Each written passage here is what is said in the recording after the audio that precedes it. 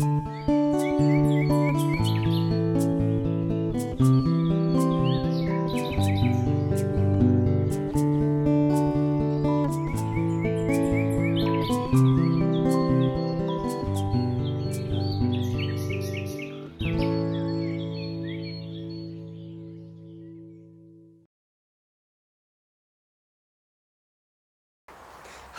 my name is Will Hawkes and I'm an insect migration researcher here at the University of Exeter.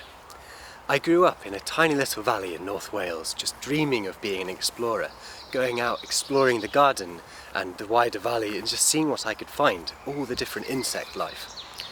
And that has fascinated me. And today we're going to go out with my net and just catch some insects, get hands-on with them and explain about their huge importance to the natural world.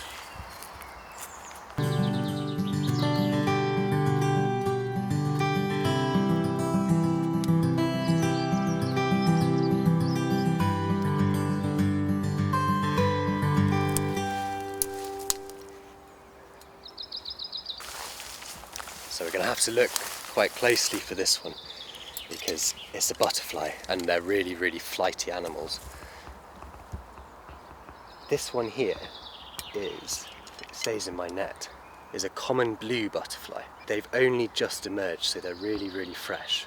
In pretty much all different animal types, there aren't very many blue species at all, so they really stand out in the landscape.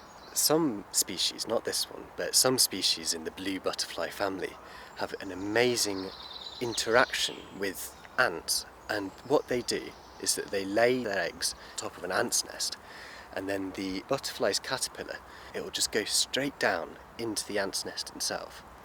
And the caterpillar looks very, very similar to one of the ant's own eggs, and so it goes and it sits within the nest chamber of the ant, and it gives off a smell of pheromone which smells exactly like the children of the ant. The ants do all the work for the butterfly, giving the caterpillar food and caring for it, keeping it clean, until the butterfly feels it's developed enough, and then it goes into its little chrysalis and then develops inside there before crawling out of the ant's nest as an adult butterfly, being very careful with its wings of course, and then going on and continuing its life to find a mate and continue the life cycle of this beautiful little butterfly.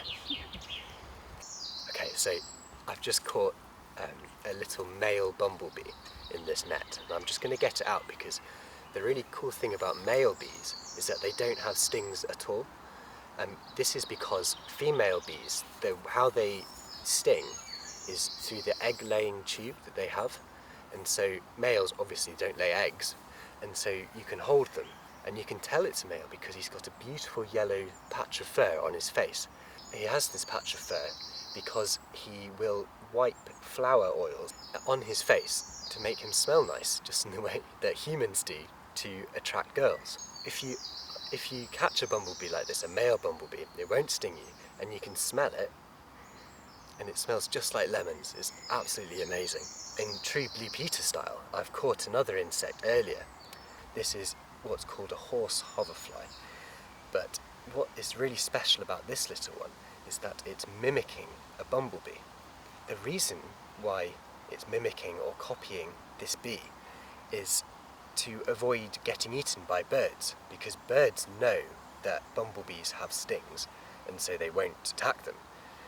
By copying the bumblebee very closely, this is a very hairy creature, the hoverfly can also avoid being eaten by pretending that it too has a sting.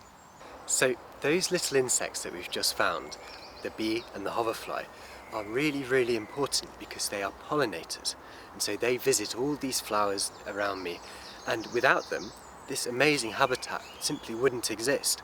But they're not just really important to the natural world, they're really, really important to us as humans as well. The extent to which humans rely on pollinators is huge. Up to a third of all the food that we eat comes directly from the benefits of pollinators. But it's not just the food that we eat. Also, so many of the food that the animals we have, the cows and the sheep, their crops grown for them rely on pollinators as well. They are just so important to our amazing natural world. So insects are great because you can really find them absolutely anywhere. And we've come down here to a more sort of damp, darker area of campus to look for completely different insects and other creepy crawlies. So hopefully under this rock there's going to be some really interesting dark loving creatures which really only come out at night and love damp habitats. So let's have a look. I've just found this tiny little beautiful dusky slug, and they're one of the commonest we've got here in the UK. They love to live in dark, damp areas such as this. And slugs in the UK are so interesting because 10,000 years ago, all the slug species that we have were completely wiped out by the Ice Age. And as ice sheets came down right over, down into southern England, all the slugs couldn't survive because it was just too cold. And so all the slugs we have here today, their ancestors, their great, etc., grandparents, would have come across from Europe, and they came across over a land bridge which used to exist between the Netherlands and England. And as the ice sheets melted, the water levels rose and the land bridge stopped, trapping all of the slugs which had made this long, slow journey across that stretch of land, trapping them all in the UK. And slugs are such important animals because they are really excellent decomposers. Because they eat vegetation like this, and then they will poo out the vegetation in a more digestible form into the soil. It makes the soil really healthy and allowing all these plants to thrive based on the work of this tiny, beautiful little dusky slug. So I really hope you've enjoyed this little bug safari and it's inspired you to get out and just find these insects, get interested, go out, and hopefully it will inspire some amazing careers and lives for you all. And it just goes to show the different habitats we've been in that you can find insects absolutely anywhere. They're amazing creatures because they've just evolved to make the use of every single space possible. And they're all so important. Insects are probably the most important group of animals there are.